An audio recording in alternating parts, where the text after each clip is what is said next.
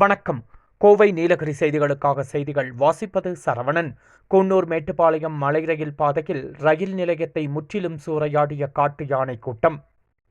நீலகிரி மாவட்டம் குன்னூர் அதன் சுற்றுவட்டார பகுதிகளில் பரவலான கனமழையும் பெய்து வருவதால் மலைப்பாதையில் அவ்வப்பொழுது மரம் மற்றும் தடுப்புச் சுவர் விழுந்து பாதிப்பு ஏற்பட்டு வருகிறது.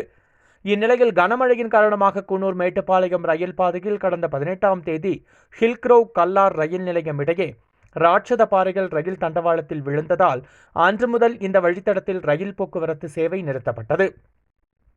சென்னை வானிலை ஆய்வகம் நீலகிரி மாவட்டத்தில் கனமழை பெய்யும் என்று மஞ்சள் அலர்ட் அறிவிப்பும் வெளியிட்டது. இதனைத் தொடர்ந்து ஆங்காங்கு ரயில் பாதையில் மண்சரிவு, சிறிய பாறைகள் விழுந்து வந்ததால் இதனை அகற்றும் பணியில் ரயில்வே ஊழியர்கள் ஈடுபட்டனர்.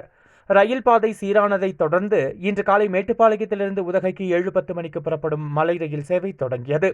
இதனையடுத்து இன்று முதல் மேட்டுப்பாளையம் உதகை இடையே ரயில் இயக்கப்பட்டு வருகிறது. 4 நாட்கள் இடைவெளிக்கு பின்னர் மலை ரயில் இயக்கப்படுவதால் சுற்றுலா பயணிகள் ஆர்வத்துடன் பயணம் மேற்கொண்டுள்ளனர். இந்நிலையில் இன்று அதிகாலை 4 மணி அளவில் ஹில்க்ரோவ் ரயில் நிலையத்தை 11 காட்டு யானைகள் கூட்டம் முற்றுகையிட்டதை பார்த்து இரவு நேர காவலாளி அலறி அடித்து ஓடி உயிர் தப்பினார். பின்னர் இந்த காட்டு யானை கூட்டம் ரயில் நிலையத்திற்குள் புகுந்து அங்குள்ள பொருட்கள் அனைத்தையும் சுக்குநூறாக நொறுக்கியுள்ளது. குடிநீர் குழாய்களையும் விட்டு வைக்கவில்லை, உடைத்தெறிந்துள்ளது. அதிகாலை நேரம் என்பதால் யாருக்கும் எந்தவிதமான ஆபத்தும் ஏற்படவில்லை.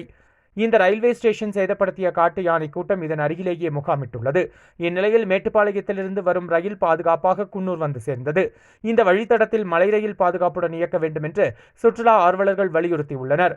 முதல் முறையாக ரயில் நிலையத்தையே சூறையாடிய காட்டு யானை கூட்டத்தால் மலை மாவட்ட மக்கள் அதிர்ந்து போய் உள்ளனர். கோவை நீலகிரி செய்திகளுக்காக எமது சிறப்பு செய்தி ஆசிரியர் தமிழ் வெங்கடேசன்.